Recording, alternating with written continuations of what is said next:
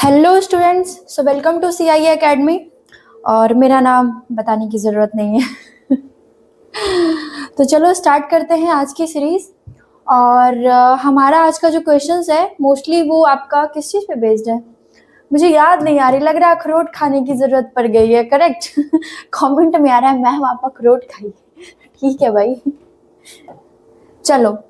तो हमारा जो है फ्रिक्शन पे है आज का क्वेश्चन, फ्रिक्शन एंड फोर्सेस पे है क्वेश्चन।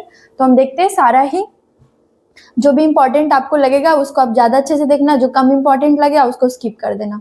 ठीक है, कोई लोड नहीं है कि एकदम देखना ही है। ठीक है, कोई लोड नहीं है। चलो स्टार्ट करते हैं। Friction is a force that acts in a direction. In a direction मतलब एक बार में नहीं आना है भाई, हट। हाँ, इन अ डायरेक्शन, फिर क्या है हमारा ब्लैंक है, to the motion of an object. तो घर्षण एक बल है जो किसी वस्तु की गति के, फिर हमारा ब्लैंक है, दिशा में कार्य करता है। तो फ्रिक्शन क्या है, ये क्या है, फ्रिक्शन है ना। अगर फ्रिक्शन फ्रिक्शन जो है वो सेम डायरेक्शन में ही लगे, मोशन उसी के डायरेक्शन में फ्रिक्शन भी रहे, सेम डायरेक्शन में ही रहे, तो क्या बॉडी चल पाएगी या फिर वो स्लिप कर जाएगी? स्लिप कर जाएगी या चल पाएगी? अगर ये स्मूथ सरफेस है और इस पे ये दूसरा एक ऑब्जेक्ट है जो कि ऐसे जा रहा है, और ये स्मूथ सरफेस इसी के डायरेक्शन में जा रहा है, और ये स्मूथ सरफेस का डायरेक्शन भी उसी तरफ है, मतलब वैसे ही ये फिसलन है उस तरफ की ओर, तो क्या होगा, ये जो दूसरा सरफेस होगा ये ऐसे फिसल जाएगा। करेक्ट। तो फ्रिक्शन क्या होता है, फ्रिक्शन जो हमें अपोजिट फोर्स लगा है, उल्टा। मतलब अगर मैं इसको इधर फोर्स लगा रही हूँ तो इसका ये वाला हाथ का जो फोर्स है वो इधर आना चाहिए। करेक्ट। तो अपोजिट फोर्स जो लगाता है वो क्या होता है, फ्रिक्शन होता है, यानी कि विपरीत विपरीत फोर्स है ना। विपरीत फोर्स को ही हम क्या कहते हैं, फ्रिक्शन कहते हैं, यानी कि अपोजिट हो जाएगा। तो यहाँ क्या हो जाएगा, opposite to the motion of an object. चलो, the maximum value of static friction is called, यानी कि स्थैतिक घर्षण के अधिकतम मान को क्या कहा जाता है। मतलब क्या बोलना चाह रहा है यहाँ पे कि the maximum value of static friction, static friction का मैक्सिमम वैल्यू। स्टैटिक फ्रिक्शन समझो, स्टैटिक फ्रिक्शन को क्या कहते हैं, स्थैतिक घर्षण। ठीक है, अब इसको समझो, जैसे कि यहाँ कोई बॉक्स है, ठीक है, यहाँ कोई बॉक्स है और ये कोई आदमी है, ठीक है, इसको धक्का दे रहा है, इसको धक्का दे रहा है, और ये बॉक्स को अभी ये बॉक्स जो है अभी ये चल नहीं पा रहा है, ये बॉक्स अभी रुका हुआ है, ठीक है, लेकिन ये क्या करेगा, ये बॉक्स अपोजिट फोर्स लगाएगा, है ना, अपोजिट फोर्स लगाएगा। किसके अपोजिट फोर्स, इसके, क्योंकि इसका जो फोर्स है, इसका जो फोर्स है वो उस तरफ है, और इसका ये बॉक्स का जो फोर्स होगा, ये क्या है, बॉक्स है, इस बॉक्स का जो फोर्स होगा वो किस तरफ होगा, इस तरफ। तो क्या उल्टा फोर्स लग रहा है ना, उल्टा लग रहा है, क्योंकि इस बॉक्स का भी कुछ वेट है, कोई कुछ मास है, तो ये इसका भी एक फोर्स है जो कि अपोजिट की तरफ लग रहा है, और जो हम फोर्स लगा रहे हैं, जो हमारा एक्सटर्नल फोर्स वर्क कर रहा है वो दूसरी तरफ वर्क कर रहा है। ठीक है, तो एक तो ये हो गया। और जैसे ही ये मूव करने लग गया, मतलब कि जैसे ही मूव करके यहां तक आ गया बॉक्स, यहां तक, यहां से यहां मूव करके बॉक्स आ गया है ना, तो ये क्या हो गया, ये अब काइनेटिक में है। किस में है, काइनेटिक फ्रिक्शन में है, काइनेटिक फ्रिक्शन में है। तो इन दोनों के बीच, इन दोनों के बीच का जो, जब ये जैसे ही ये स्टैटिक फ्रिक्शन काइनेटिक फ्रिक्शन बदलने वाला होता है ना, तो जो ये मैक्सिमम वैल्यू पे जो स्टैटिक फ्रिक्शन पहुंचता है ना, उसी को हम क्या कहते हैं, उसी को हम क्या कहते हैं, लिमिटिंग फ्रिक्शन, यानी कि सीमांत घर्षण। तो क्या हो जाएगा, स्थैतिक घर्षण के अधिकतम मान को क्या कहा जाता है, सीमांत घर्षण कहा जाता है, यानी कि लिमिटिंग फ्रिक्शन कहा जाता है। The maximum value of static friction is called limiting friction. Okay, friction depends on which surface of the surface in the contact, यानी कि घर्षण संपर्क में आने वाली सतहों के पर निर्भर करता है। घर्षण संपर्क में आने वाली, तो किस चीज पर निर्भर करता है? फ्रिक्शन जो है ऑब्जेक्ट के यानी कि किसी भी वस्तु के किन किन किन चीजों पर जो है निर्भर करता है। तो इसमें क्या दिया हुआ है? एरिया, कलर, नेचर और क्या है? ऑल ऑफ द एबव, है ना। तो कोई भी अगर वस्तु है और उस वस्तु का अगर वो उसका हम देखेंगे, फ्रिक्शन के लिए हम क्या देखेंगे? कोई भी ऑब्जेक्ट है उसका हम ऐसा क्या देखेंगे, मतलब जिससे कि हमें ये पता लगे कि फ्रिक्शन हो रहा है कि नहीं। तो हम ये देखेंगे कि ये जो ऑब्जेक्ट है ये रफ है या फिर पॉलिश्ड है, यही देखेंगे ना। रफ है और पॉलिश है, यही हम देखेंगे। तो इसमें हमें क्या, ये रफ और पॉलिश जो है ये क्या चीजें हैं? तो ये इसकी क्या है? नेचर है ना। ऑब्जेक्ट की नेचर को हम देख रहे हैं ना कि वो रफनेस वाला है, वो पॉलिश्ड है। अगर वो रफ है तो उसमें फ्रिक्शन होगा और अगर वो पॉलिश्ड है तो उसमें फ्रिक्शन नहीं होगा। करेक्ट। तो हम उसकी क्या देख रहे हैं? नेचर को देख रहे हैं, है ना। कलर से हमें क्या फर्क पड़ता है इन सब चीजों से? तो हम क्या देख रहे हैं? नेचर को ही देख रहे हैं। ठीक है।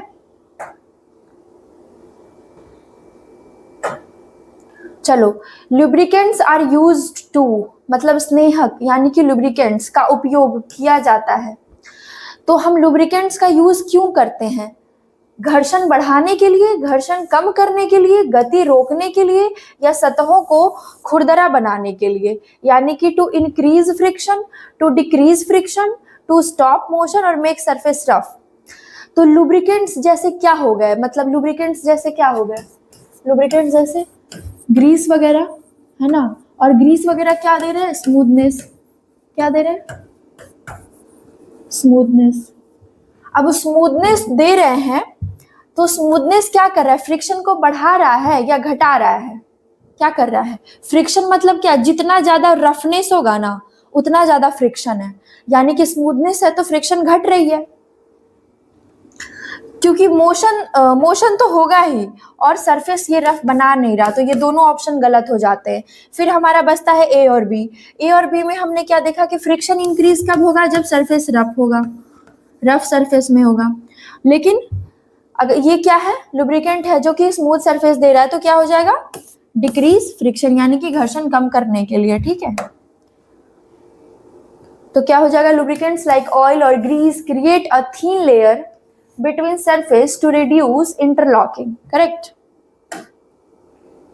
Fluid friction is also known as, तरल घर्षण को इस रूप में भी जाना जाता है। तो किस रूप में भी जाना जाता है बताइए आप? फ्लूइड फ्रिक्शन को और क्या हम कहते हैं, यानी कि तरल घर्षण को और क्या कहते हैं? पुश, ड्रैग, फ्रिक्शन या ग्रिप। वैसे 31 दिसंबर है आज और मैं क्लास ले रही हूँ और क्या मैं बोलूँ लाइफ में कुछ अच्छा नहीं हो रहा है, क्या पार्टी करूंगी? वैसे आप भी मत ही करो, क्या करोगे पार्टी वार्टी करके? कुछ अच्छी चीजें नहीं है, टाइम वेस्ट है, जस्ट टाइम वेस्ट। कहीं मैंने सुना था, बोल रहे थे लोग 2026 में तो दुनिया ही खत्म है। 2026 में दुनिया खत्म है, देखती हूँ कल क्या होता है। अगर कल मैंने वीडियो बना दी ना, वेट करो कल का कल वाली वीडियो देख लेना। फिर अगर नहीं बनाई तो समझ जाना दुनिया खत्म तो fluid friction is also known as, क्या हो जाएगा? ये हो जाएगा drag. Okay, it is drag. The friction exerted by fluid, liquids and gases is called drag, है ना। चलो, Why do kabaddi players rub their hands with soil? Kabaddi खिलाड़ी अपने हाथों पर मिट्टी क्यों मलते हैं? मतलब देखते हो ना, जैसे कबड्डी करने के लिए जाते हैं, पहले मिट्टी ऐसे उठाते हैं, ऐसे उसके बाद यहाँ भी मतलब करके फिर कबड्डी स्टार्ट। तो ये क्यों करते हैं? यहाँ पे भी मिट्टी लगाते हैं, यहाँ पे भी मिट्टी लगाते हैं, यहाँ पे भी ऐसे, क्यों ऐसा करते हैं? वो क्यों करते हैं? To decrease friction, to increase friction, है ना। To increase friction for a better grip, to make hands soft. वाह, मतलब वो कबड्डी प्लेयर हैं और वो अपने हाथों को सॉफ्ट बनाने की कोशिश करेंगे, है ना, हाथों को कोमल बनाने के लिए करेंगे वो, तो ये तो बिल्कुल ही गलत हो जाता है। क्यों ही भाई? फॉर क्लीनिंग, अच्छा मिट्टी लगा रहे हैं और वो सफाई के लिए करेंगे। भाई किसने दिया ये ऑप्शंस, पूछूंगी मैं नहीं दिया। टू डिक्रीज फ्रिक्शन, घर्षण कम करने के लिए। टू डिक्रीज फ्रिक्शन, फ्रिक्शन कम हो रहा है इससे। अगर हम कोई घुरदुरा या फिर रफ पाउडर भी या फिर रफ चीज अपने बॉडी पे या फिर अपने हाथों में मलते हैं तो हमारा हाथ का स्मूथनेस कम हो रहा है ना, स्मूथनेस कम हो रहा है, यानी कि फ्रिक्शन क्या हो रहा है, बढ़ रहा है। तो क्या हो जाएगा, to increase friction for a better grip, यानी कि बेहतर पकड़ के लिए, घर्षण बढ़ाने के लिए हम नहीं, कबड्डी प्लेयर्स मिट्टी मलते हैं हाथों में, ठीक है। Rolling friction is less than sliding friction because, यानी कि लोटनिक घर्षण सर्पी घर्षण से कम होता है। क्यों कम होता है? क्यों कम होता है? इजी है बहुत। सबसे पहली चीज, area of contact is reduced. दूसरा क्या है, सरफेसेस आर ऑयली। तीसरा क्या है, it is easy to slide, मतलब कि संपर्क क्षेत्र कम हो जाता है, सतह तैलीय होती है या फिसलना आसान है। तो बात कर रहा है रोलिंग फ्रिक्शन की, जिसमें कि अगर यहाँ पे कोई ऑब्जेक्ट है, इसमें रोलिंग ऐसे लगे हुए हैं, फिर कोई ऐसा ऑब्जेक्ट है जो कि स्लाइड कर रहा है, समझो यहाँ स्मूथ सरफेस है, स्लाइड कर रहा है। तो स्लाइडिंग और रोलिंग में क्या अंतर है कि इसका जो सरफेस से, यानी कि सरफेस से जो कांटेक्ट है वो इतना ही है, एरिया से जो कांटेक्ट है वो तो कम है ना, क्योंकि इसके जो बॉल्स है, मतलब रोलिंग जो चक्के हैं, उसके तो एरिया ऑफ कांटेक्ट कम है और इसका क्या, एरिया ऑफ कांटेक्ट ज्यादा है। तो हमें एरिया पे ही हमें फोकस करना है। तो आंसर क्या हो जाएगा, area of contact is reduced, यानी कि संपर्क क्षेत्र कम हो जाता है, इसीलिए rolling friction is less than sliding friction, है ना, लेस होता है। चलो, in rolling the point of contact change continuously reducing friction, तो फ्रिक्शन को रिड्यूस करता है और फ्रिक्शन रिड्यूस होने की ही वजह से वो ज्यादा फास्ट जाता है। The use of ball bearings convert sliding friction into, अच्छा बॉल बियरिंग्स कैसे होते हैं, बॉल बियरिंग्स कैसे होते हैं, यही ना जो गोल गोल गोल गोल होते हैं बॉल बियरिंग्स, है ना। तो बॉल बियरिंग्स वही हो गए, क्या हो गया, रोलिंग फ्रिक्शन का काम कर रहे हैं। तो वो स्लाइडिंग फ्रिक्शन को किस में कन्वर्ट कर देंगे, रोलिंग फ्रिक्शन में, किसमें, लोटनिक घर्षण में। चलो, ball bearings allow parts to roll over each other instead of sliding, है ना, इंस्टेड ऑफ स्लाइडिंग, यानी कि बॉल बियरिंग पुर्जों को फिसलने के बजाय एक दूसरे के ऊपर लुढ़कने में मदद करते हैं। Which surface will have the least friction, किस सतह पर घर्षण सबसे कम होगा, plywood, wet marble floor, sand paper या ब्रिक।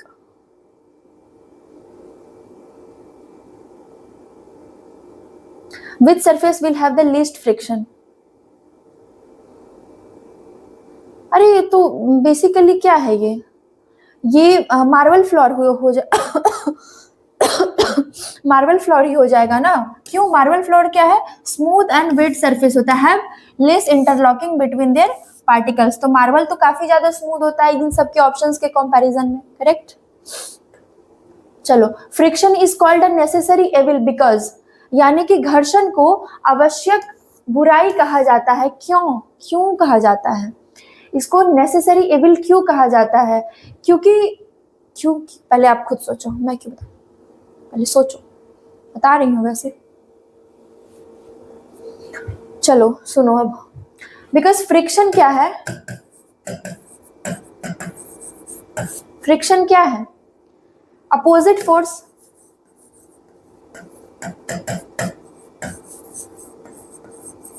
अब किसी अपोजिट फोर्स के अगेंस्ट हम फोर्स लगाएंगे तो हमें क्या नीड होगा, एनर्जी की नीड होगी ना हमें, हमारा एनर्जी तो जा रहा है ना उसमें, जा रहा है कि नहीं। तो ये हमारे लिए क्या हो गया, एविल हो गया ना, एविल हो गया। लेकिन बिकॉज ऑफ फ्रिक्शन, फ्रिक्शन की ही वजह से हम चल पा रहे हैं, दौड़ पा रहे हैं, काम कर पा रहे हैं, तो ये हमारे लिए क्या है, एक जरूरत है ना, इसकी जरूरत है बहुत ज्यादा, इसीलिए हम इसे क्या कहते हैं, नेसेसरी एविल। तो आंसर क्या हो जाएगा, it causes wear and tear but helps in walking, यानी कि यह घिसावट पैदा करता है लेकिन चलने में मदद करता है।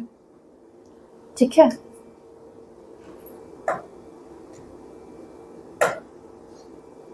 If the weight of an object is double the friction force will, यदि किसी वस्तु का वजन 2 गुना कर दिया जाए तो घर्षण बल क्या होगा, यानी कि फ्रिक्शन क्या होगा अगर किसी ऑब्जेक्ट का वेट को डबल कर दिया जाए, वेट को डबल कर दिया जाए तो फ्रिक्शन क्या होगा, तो क्या हो जाएगा, देखो वेट ले लो या मास ले लो, डायरेक्टली किसके प्रोपोर्शनल होते हैं, फ्रिक्शन के, यानी कि घर्षण बल के। तो अगर वेट बढ़ रहा है ना तो फ्रिक्शन भी बढ़ जाएगा, यानी कि डबल हो जाएगा, तो गुना हो जाएगा।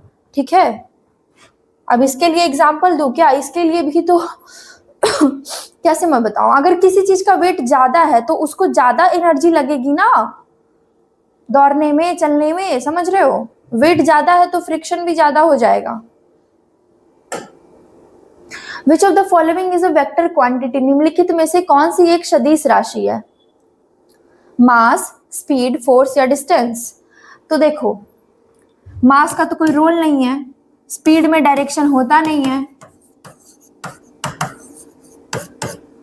डिस्टेंस का कोई भी डायरेक्शन, आप डायरेक्शन कोई भी रहे कहीं भी कुछ भी कर रहे हो उससे मतलब नहीं है, खाली सिर्फ आपको डिस्टेंस कवर करना है, भले आप वहां चले गए फिर यहाँ आ गए फिर वहां चले गए, इससे डिस्टेंस को कोई मतलब नहीं है, इसलिए ये भी हमारा वेक्टर क्वांटिटी नहीं होता। तो बचता क्या है हमारा, force is the vector quantity because force has both magnitude and direction, यानी कि बल परिमाण और दिशा दोनों होते हैं जो इसे एक सदिश राशि बनाता है। चलो, the SI unit of force is, बल की एसआई यूनिट यानी कि इकाई क्या है, इस पे कोई मुझे बात मत सुना देना, 1-2 इजी क्वेश्चन आ जाते हैं। Inertia of an object tends to cause the object to, किसी वस्तु का जड़त्व वस्तु को प्रेरित करता है, क्या करता है प्रेरित, इंक्रीज इट्स स्पीड, अपनी गति बढ़ाने के लिए, डिक्रीज इट्स स्पीड, अपनी गति कम करने के लिए, resist any change in its state of motion, अपनी गति की अवस्था में किसी भी परिवर्तन का विरोध करने के लिए, क्या है ये, डिक्लेरेट ड्यू टू फ्रिक्शन, यानी घर्षण के कारण मंद होने के लिए, क्या हो जाएगा, इनर्शिया क्या है ना, रेसिस्ट है बेसिकली।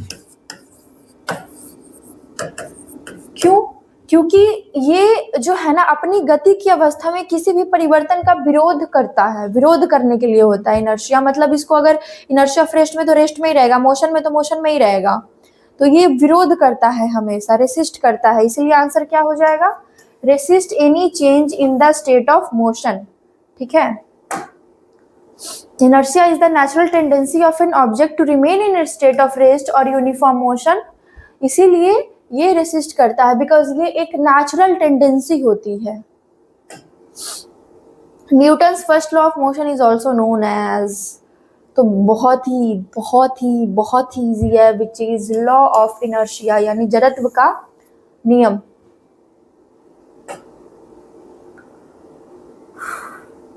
कुछ ज्यादा ही फास्ट हो गया है क्या, रैपिड फायर कर रहे हैं क्या हम लोग, लेकिन क्वेश्चन भी तो वैसे ही है फास्ट वाले, अभी थोड़ी ऐसे थोड़े है कि मतलब नहीं इजी भी है क्वेश्चन पर मैं ऐसे चुप रहूं खड़े रहूं फिर मैं आपका वेट करूं, फिर मतलब इजी है, आपको भी समझ में आ रहा होगा, अगर आप देख रहे हो तो फिर आपको लग रहा होगा कि हाँ इसमें टाइम देने वाला बात नहीं है, लेकिन हाँ जिनका रिवीजन नहीं हुआ है ना तो उनके लिए तो बहुत ईजी है, मतलब और पता है जिनको पता भी है, जिनका रिवीजन हुआ भी है, तो उनके लिए ये सब क्वेश्चन से गुजरते रहना चाहिए उनको। क्यों, क्योंकि ये ना आपका माइंड मतलब हमेशा रिकॉल करवाते रहता है, तो आपका ना मतलब कम चांस होता है कि आप चीजें गलती से भी गलती करो, रिकॉलिंग बहुत अच्छी चीज होती है। A passenger in a moving bus leans forward when the bus brakes suddenly. This is due to बस के अचानक रुकने पर चलती बस में सवार यात्री आगे की ओर झुक जाता है, या किसके कारण होता है, किसके कारण होता है ये,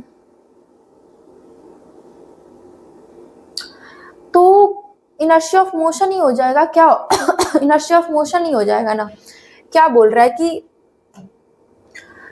है कि मूविंग बस है ना, मूविंग बस है, समझो कि ये बस है, मतलब मुझे नहीं आता बनाना तो फिर भी मैंने बना दिया।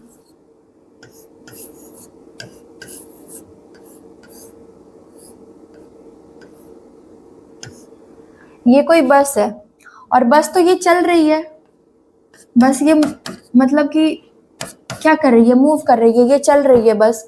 तो बस चल रही है तो बस तो मोशन में है ना, बस तो मोशन में है। और बस अगर मोशन में है तो यहाँ पे कौन सा आंसर बनेगा? रेस्ट वाला तो बनेगा नहीं, रेस्ट वाला तो बनेगा नहीं। मोमेंटम का काम हो नहीं रहा, Newton's third law of motion जैसा कुछ है नहीं यहाँ पे, तो इनर्शिया ऑफ मोशन ही काम कर रहा है ना, गति का जड़त्व काम कर रहा है ना, जड़त्व काम कर रहा है। क्योंकि क्या बोल रहा है कि मूविंग बस leans forward when the bus, जैसे ही बस में ब्रेक लगता है ना, बस में ब्रेक लगता है तो जो यात्री होते हैं वो आगे की ओर चले जाते हैं। क्यों? क्योंकि वो बस के साथ बस के रिस्पेक्ट में वो रेस्ट पोजीशन पे है, और बस मोशन में है तो वो भी मोशन में है, और बस ब्रेक लेता है तो वो ऐसे मतलब एक रेस्ट पोजीशन से अचानक से वो मोशन में आ जाते हैं बस के रिस्पेक्ट में, जैसे ही बस रेस्ट में होता है। तो ये इन चीज़ों की ही वजह से जो बॉडी में जो है वो फॉरवर्ड और बैकवर्ड वाली मूवमेंट देखने के लिए मिलती है जब बस ब्रेक लेती है या स्टार्ट होती है। ठीक है। The relationship F equals to ma is given by, यानी कि संबंध F बराबर ma किसके द्वारा दिया गया है? First law, second law, third law या law of conservation of mass? First law of motion में तो ऐसा कुछ है नहीं, इनर्शिया की ही बात होती है बेसिकली, उसमें मास और एक्सेलरेशन की बात होती नहीं है। थर्ड लॉ ऑफ मोशन में भी नहीं है, उसमें तो जस्ट अपोजिट डायरेक्शन की बात हो रही है। तो क्या हो जाएगा? Second law of motion, Newton का द्वितीय नियम। The second law states that force is the product of mass and acceleration, यानी कि द्वितीय नियम बताता है कि बल द्रव्यमान और त्वरण का गुणनफल है। Rocket propulsion is based on, rocket प्रणोदन किस पर आधारित है? न्यूटन्स फर्स्ट लॉ पे, न्यूटन सेकेंड लॉ पे, न्यूटन्स थर्ड लॉ पे या पास्कल्स लॉ पे? तो रॉकेट प्रोपल्शन जो है ना वो न्यूटन्स का थर्ड लॉ पे बेस्ड है, थर्ड लॉ पे बेस्ड है, क्योंकि यहाँ पे हमें अपोजिट चीजें देखने के लिए मिलेंगी। देखो कैसे, एग्जॉस्ट गैसेस पुश डाउन, ये एक्शन हो गया आपका, जो गैसेस है जो डाउन पुश कर रही है वो एक्शन हो गया। And the rocket moves up, तो और जैसे ही वो डाउन पुश करता है रॉकेट ऊपर की ओर मूव कर जाती है, तो वो क्या हो गया? रिएक्शन हो गया। तो इसमें हमें एक्शन और रिएक्शन दोनों देखने के लिए मिल रहा है, इसलिए हम इसको क्या बोलते हैं? Newton's third law of motion. ठीक है, यानी कि निकास गैस नीचे की ओर धकेलती हैं जिसे हम क्रिया कह रहे हैं, और रॉकेट ऊपर की ओर बढ़ता है जिसे हम प्रतिक्रिया कह रहे हैं, यानी कि रिएक्शन कह रहे हैं। Momentum is the product of, संवेग इसको किस चीज से डिनोट करते हैं? इज द प्रोडक्ट ऑफ किसका गुणनफल है? Mass and velocity, mass and acceleration, force and time, force and distance. तो क्या हो जाएगा? मास एंड वेलोसिटी, यानी कि द्रव्यमान और वेग। ठीक है, द्रव्यमान और वेग देख सकते हैं।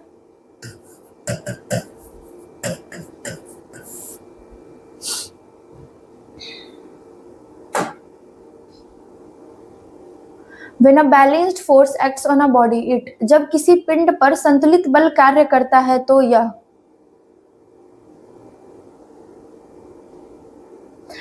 अगर बैलेंस्ड फोर्स काम कर रहा है तो क्या होगा?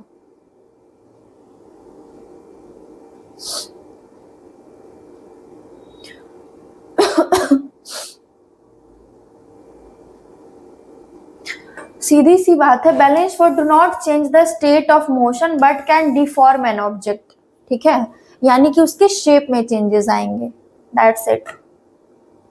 अ cricketer pulls his hands backward while catching a fast ball to, यानी कि क्या बोल रहा है? एक क्रिकेटर तेज गेंद को पकड़ने समय अपने हाथों को पीछे की ओर खींचता है, पीछे की ओर खींचता है। क्यों खींचता है? क्योंकि वो क्या देखना चाह रहे कि वो बॉल, मतलब आप आसान भाषा में समझो तो बॉल को नीचे गिरने में और समय लगे, समय दे रहा है बॉल को। हम डायरेक्ट बॉल को ऐसे कैच नहीं कर रहे। अच्छा ठीक है, बैडमिंटन खेलते हो तो उसमें आपने देखा होगा रैकेट, मतलब हमारे पास जो रैकेट होता है तो जैसे ही कॉर्क आता है तो हम उसे पीछे जाने का वेट नहीं करते, वो आगे आगे से उसे मारते। क्यों आगे से मारते? ताकि हमारे रैकेट में भी उस वो जिस स्पीड में कॉर्क आया है उसका फोर्स लगे रैकेट में, ताकि वो और भी ज्यादा स्पीड वेलोसिटी से कॉर्क जो है वो बहुत दूर तक जाए, है ना। लेकिन इसका उल्टा बॉल में होता है। कैसे? क्योंकि जो मतलब जो बॉल है वो बहुत तेजी से नीचे आ रहा है, और अगर हम उसमें और भी ज्यादा फोर्स लगाएंगे अपने हाथों का तो हमारे हाथ में क्या लग सकता है? चोट, इंजरी हो सकती है। तो हम वेट करते हैं कि उसका जो वेलोसिटी है, उसका जो मास है उसमें थोड़ी कमी आए, वो थोड़ा और टाइम ले, और टाइम लेगा तो हमारे हाथ में आएगा तो हमें कम चोट लगेगी, तो इसलिए हम हाथ को और पीछे करते हैं। ठीक है, तो इसमें क्या हो जाएगा answer? increases the force, decreases the time of contact, reduces the force exerted by the ball, या catch the ball faster। तो क्या हो जाएगा? decreases the time of contact। ठीक है, क्यों? क्योंकि वो टाइम को, मतलब हाथ में जैसे हमें कांटेक्ट का मतलब क्या हो गया कि हमारे हाथ में बॉल का कांटेक्ट है ना, तो उसको क्या कर रहा है? कम करने की कोशिश कर रहा है ना, संपर्क को।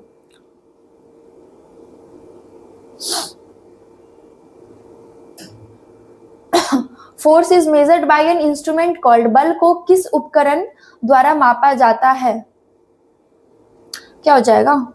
स्प्रिंग बैलेंस, थर्मोमीटर, हाइग्रोमीटर या एमोमीटर?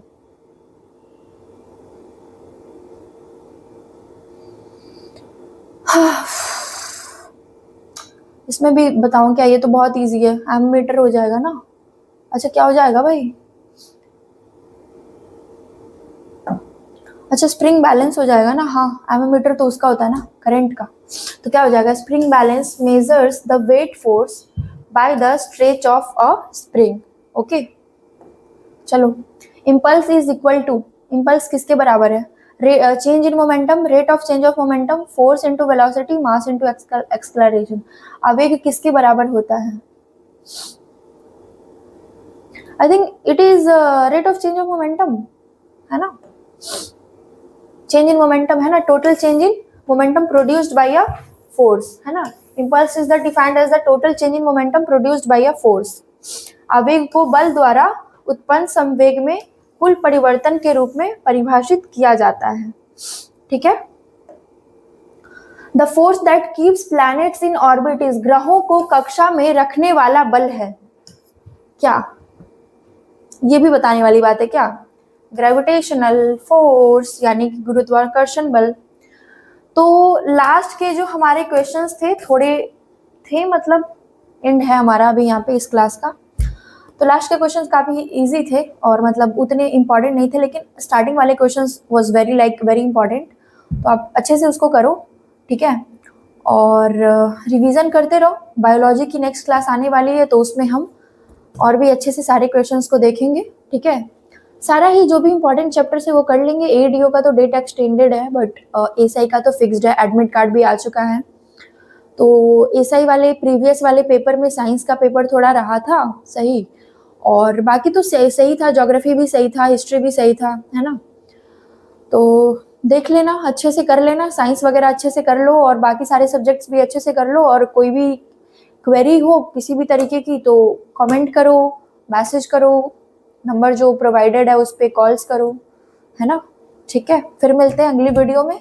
So thank you for watching and very happy new year. Okay.